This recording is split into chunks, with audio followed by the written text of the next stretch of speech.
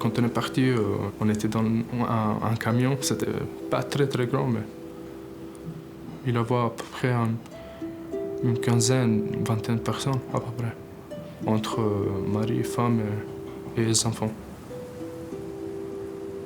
Ça était très dégueulasse la situation.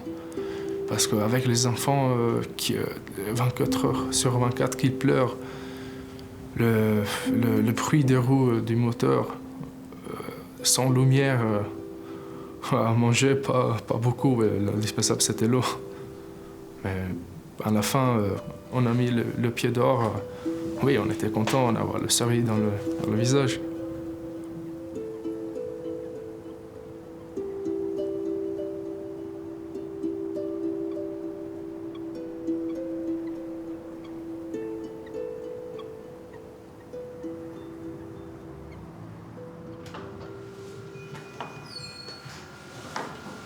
Bonjour. Bonjour Zined. Ça va bien? Ça va et toi? Je suis passé par là, c'est du courrier. Ok. Non, il n'y a pas de courrier aujourd'hui. Et si je te dérange pas, est-ce que je peux savoir la prochaine sortie? La prochaine sortie en animation, c'est demain après-midi, bowling à la Pardieu. Ah, mais d'accord. Et écoute Aurélie, on peut faire comme ça si je passe plus tard parce que je dois parler avec mes parents. Bah passe cet après-midi pour me dire alors. Eh ben merci beaucoup, je te laisse ton Je travail. t'en prie. Allez, au revoir. Bonne journée, à bientôt. Je suis ici en France à peu près 2 ans et quelques mois. Et je suis avec mes parents, une sœur et un frère. Je suis demandeur d'asile et j'attends le statut de réfugié. On a quitté du Kosovo parce que c'est très difficile de rester là-bas. On n'a pas la possibilité de sortir, on n'a pas la possibilité de travailler. Les enfants, ils n'ont pas la possibilité d'aller à l'école. Tout ça a commencé avec des raisons politiques. Hein. Après, les raisons politiques, c'est comme ça que ça commence toutes les guerres. Et il y a aussi les Albanais, ils ont pensé que nous, on était donc, on dit comme ça, c'est pour domi gitans et domi kosovars, mais c'est plus vers la part des gitans. Et donc, ils ont pensé qu'on était comme avec les Serbes. Ils ont pensé ça, et donc, ils nous ont levé tous les notre priorité. Et donc, on n'a pas la possibilité de rester là-bas. Tu viens ça, le taxi, je peux? Po thëmë që na shtakë na shtakë nuk di. Falni pak rrugë që tashti. Unë me foli keq, ma mirone mes me fol. Se kur pesha atë sen nalt që pëqat me kli. Je peux avoir un vie meilleure. Donc, on est venu aussi en France parce que on a aussi des autres familiaires et on sait il nous a déjà expliqué que la vie ici en France, c'est très bon.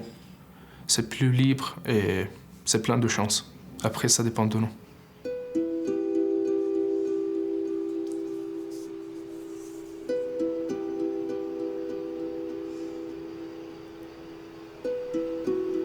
En fait, ma mère, elle était journaliste dans mon pays, en Géorgie.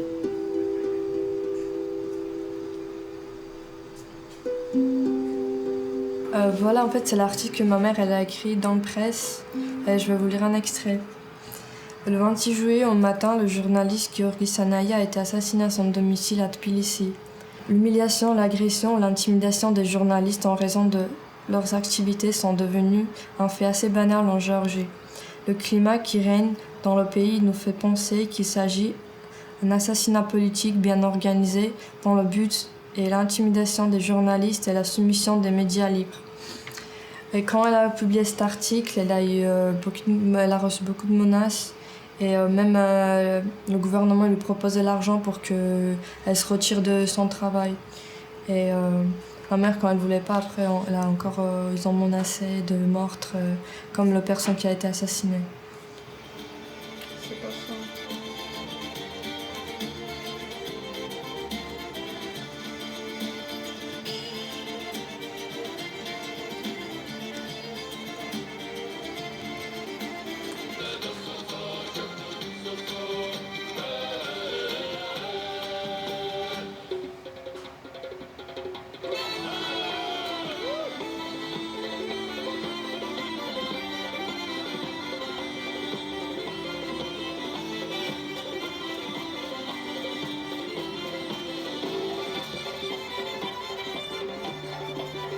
Quand on a décidé de partir, en fait, on avait déjà payé pour moi, mon père, ma mère et ma petite sœur pour venir en France.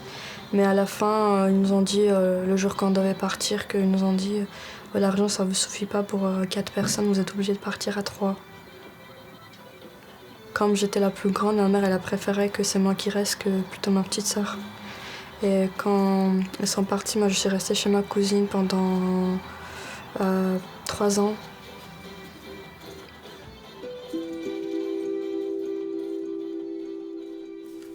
T'as vu, il y a des montagnes partout. Ouais. Chez nous, il y a des montagnes. Parce que nous habitons au nord d'Albanie. Ça dit au nord d'Albanie, il y a des montagnes. Regarde ici. Ça, c'est nos restaurants en Albanie. C'est des terrasses partout. Ça s'appelle Enigma Café. L'intérieur. Et ici, c'est moi. J'attends les clients. Ici, c'est Fatline, dans la maison. T'as vu, il était mignon. Oui, même les coussins d'oreilles sont jolis. Ouais.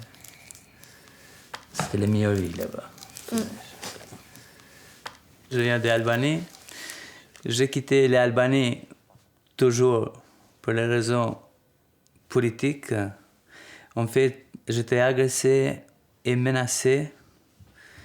Et j'ai quitté l'Albanie à cause des raquettes. Et j'ai quitté l'Albanie juste pour gagner la vie pour mon enfant et pour mon fils. Cette époque, j'étais que lui. Parce que son vie, il était vraiment dangereux. Cette époque, je ne pensais même pas pour moi-même. Parce que quand tu quittes le bonheur, je pense que c'est vraiment dur et ce n'est pas le choix. Je pense qu'il n'y a personne du monde qu'il va quitter une bonheur ou une vie normale pour plaisir. Et toi, ça va?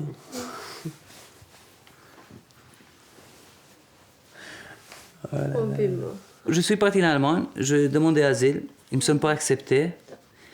Et après, toujours forcé, je suis parti aux Pays-Bas. Et j'ai resté là-bas 1 an et demi, toujours en demande. Et un jour, j'étais fatigué, c'était jusqu'à ici.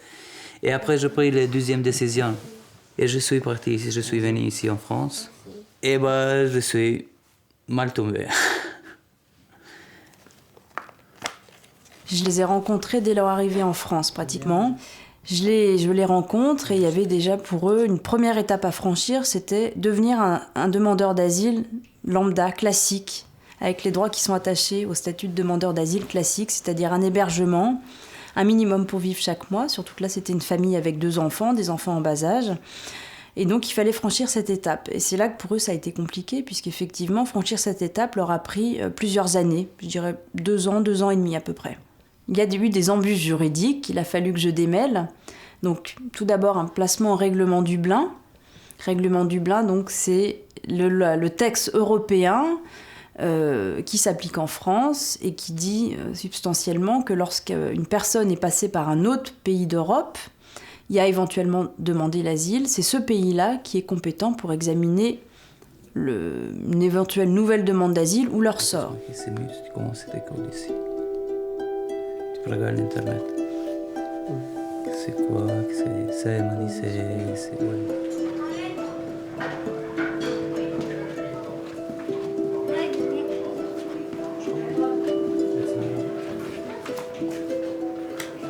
Hein? Passa polido.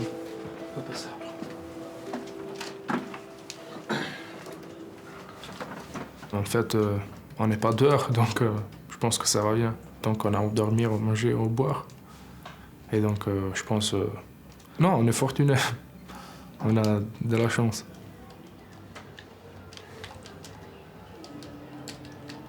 Oui, je pense que je me suis bien intégré parce que quand je suis arrivé au début, j'étais au collège. J'étais pour 2 ans. Et oui, avec l'école, c'était plus facile parce que j'ai appris la langue plus rapide que les autres qui ne vont pas à l'école. C'est normal. Pour mes parents, c'est un petit peu plus difficile parce qu'ils ne parlent pas le français. 2-3 mots, bonjour, bonsoir, oui, ils connaissent, mais pas plus.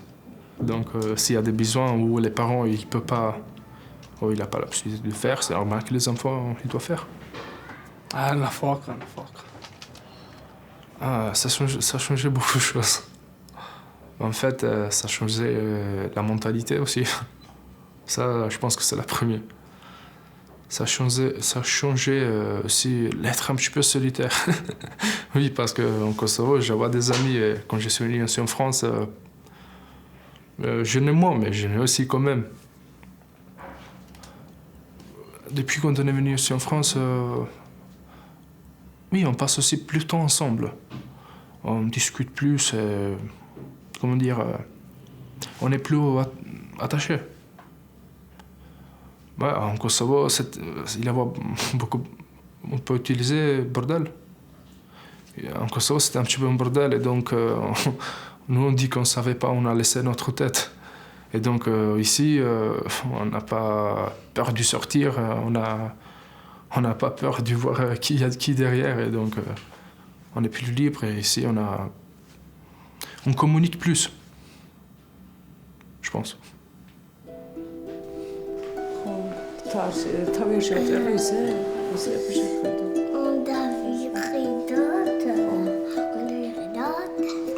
Pour moi, c'est très difficile de rester Magda dans mon pays.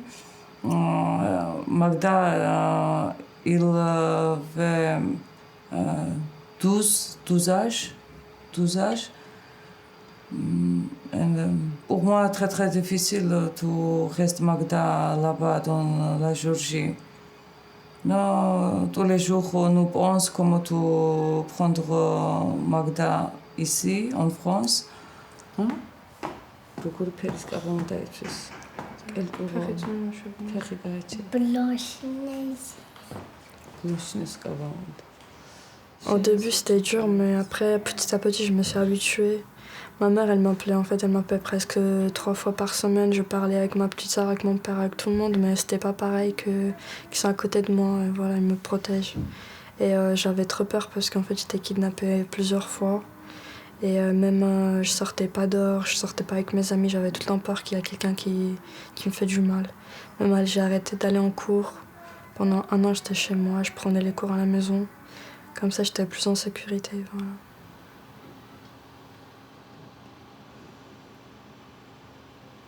Je suis arrivée en France, c'était en août 2006. Au début, c'était un petit peu difficile parce que je parlais pas bien la langue. Je comprenais rien, je venais d'arriver dans un pays que je connaissais pas. C'était un petit peu différent pour moi, c'était un petit peu dur. Mais après, quand j'ai appris à parler en français, je commençais à aller à l'école, c'était plus facile. Je rencontrais beaucoup de gens, maintenant j'ai beaucoup d'amis, j'ai les gens que je sais que je peux compter sur eux. Avant, c'était pas du tout pareil en fait. C'est par rapport au comportement dans la famille, ça a un petit peu changé. Moi, quand j'étais là-bas, j'ai vécu presque seule sans mes parents. Et quand je suis arrivée ici, je continue de vivre comme là-bas en fait. Et je suis devenue, on peut dire, moins proche de ma mère qu'avant. Je suis devenue plus froide.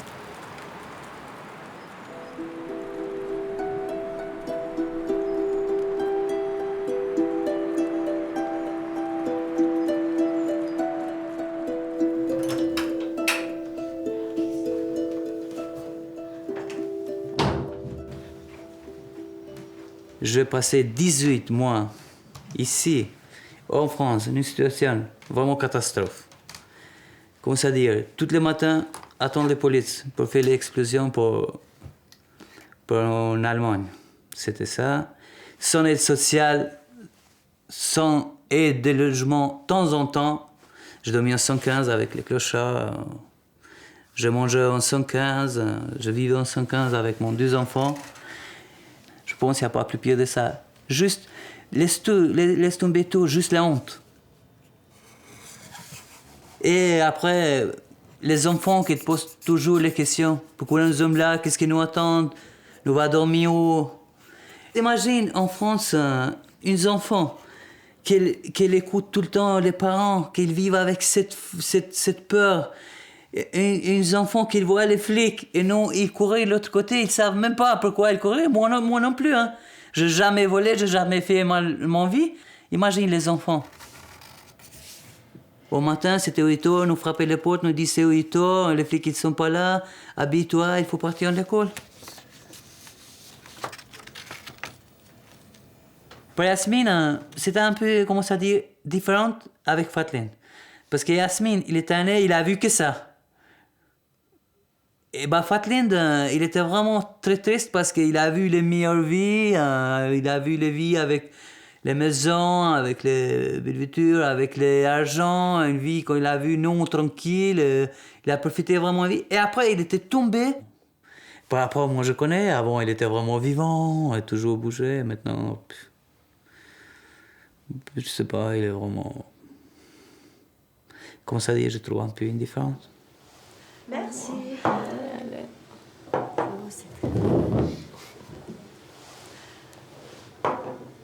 Yasmina, par exemple, sauf erreur de date, elle est tout de suite allée à la maternelle en France.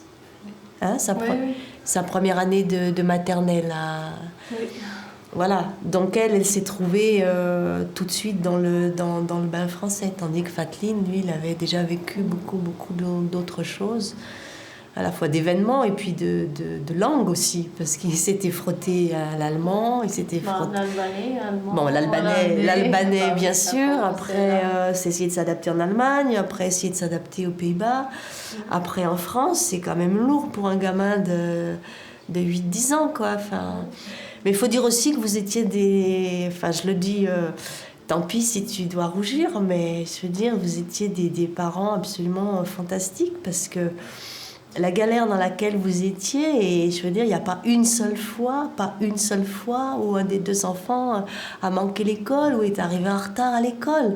Même dans les périodes où vous dormiez dehors. Enfin, j'en suis... Maintenant qu'on se connaît bien, mais je comprends toujours pas comment vous avez pu faire un truc pareil, quoi. On voyait bien que c'était pour vous ce qu'il y avait de plus important, non? Ça, c'est vrai. Hein? C'était une raison de vivre, comme on dit. C'est raison. Voilà, raison de vivre. Ouais. Klart kan sånn så je me sens j'étais préfecture je stock c'est bon mais ça n'est direct par chez moi.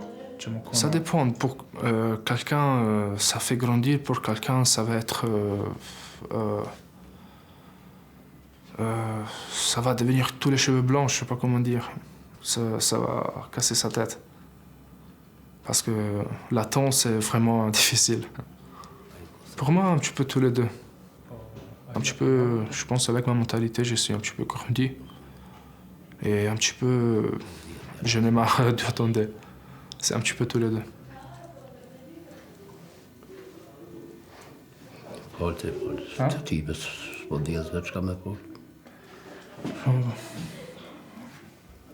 Je me rappelle plus, c'est à partir de quelle année que les demandeurs d'asile, ils n'ont plus la possibilité de travailler.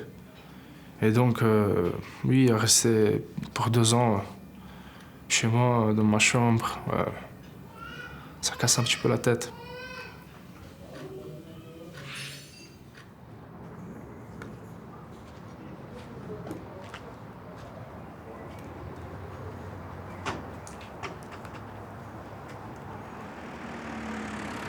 La priorité, c'est le statut, parce que sans statut, on ne peut rien faire. Mais après le statut, c'est ouvrir une boucherie personnelle. Et ça, un jour, si je prends le positif, je vais ouvrir. Et, je sais pas, un jour, je l'ai pas appelé boucherie forum. Je sais pas, boucherie réfugiée, une chose comme ça. Oui, c'est un vie comme tout le monde, une vie tranquille, avec sa famille, avoir un travail, une maison, une demain mariée, comme tout le monde.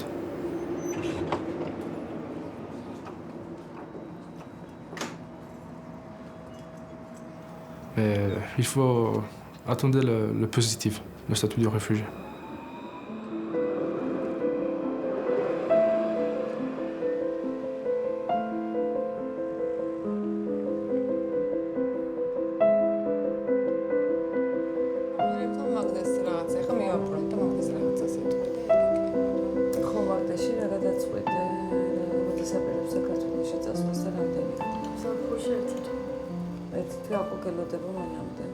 Quand je suis arrivée, ma mère elle m'avait dit qu'ils ont fait une demande d'asile à l'OFPRA et ils ont reçu une réponse négative. Après, on a attendu 3 ans pour qu'ils aient un carte de séjour avec le droit de travail. Et c'est la carte de séjour vie privée et familiale. Et là, ils travaillent dans les métiers qui leur correspondent pas en fait. C'est parce que leurs diplômes, ils ne sont pas reconnus en France et c'est pas pareil que là-bas. C'est un petit peu dur pour eux, je comprends, mais voilà, on peut rien faire. Déjà, je souhaite finir mes études et après de trouver un travail qui me correspond, je peux gagner ma vie avec et déménager tout seul. Comme ça, mes parents, ils n'ont pas de soucis pour moi, ils s'inquiètent pas pour moi.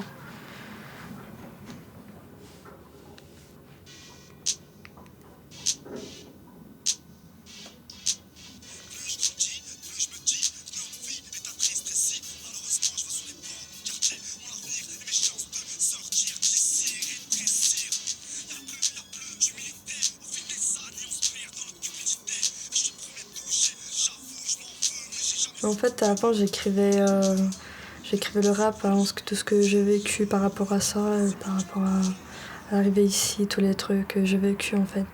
Mais j'avais rangé quelque part et je les ai perdus et voilà. Ça m'a arrangé un petit peu parce que j'avais pas envie de les relire pour me rappeler les choses que j'avais déjà un petit peu oubliées.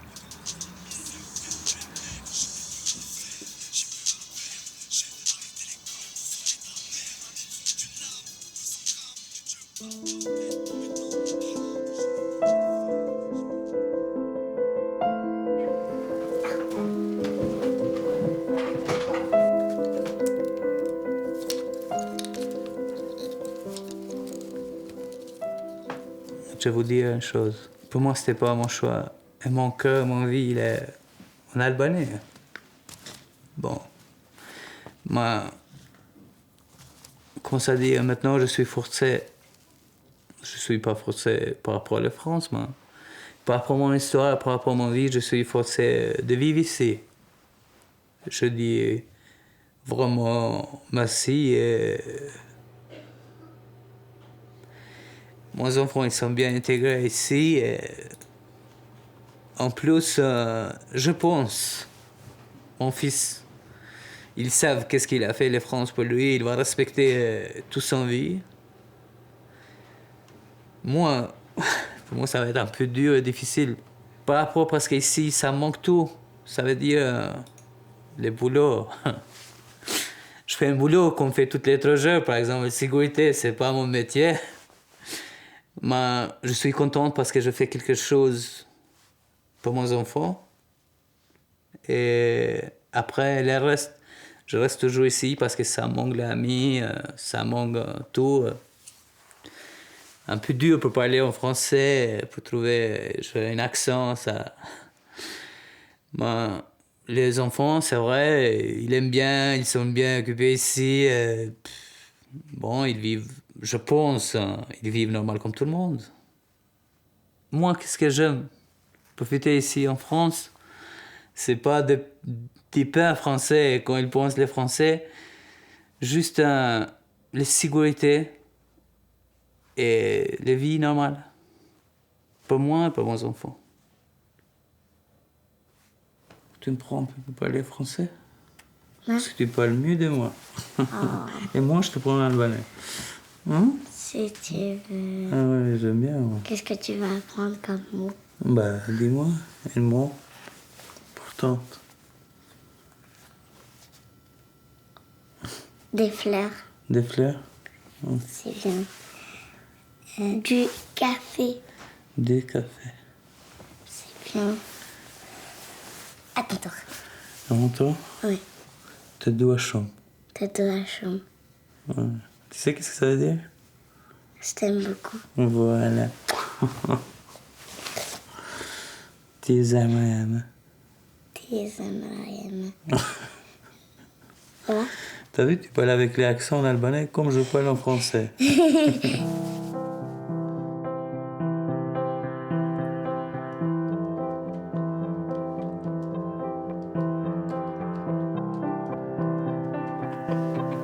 On va jouer. Le nez, Le nez, les yeux, le front. les fronts. T'as vu, grâce à toi, après, je parle en français.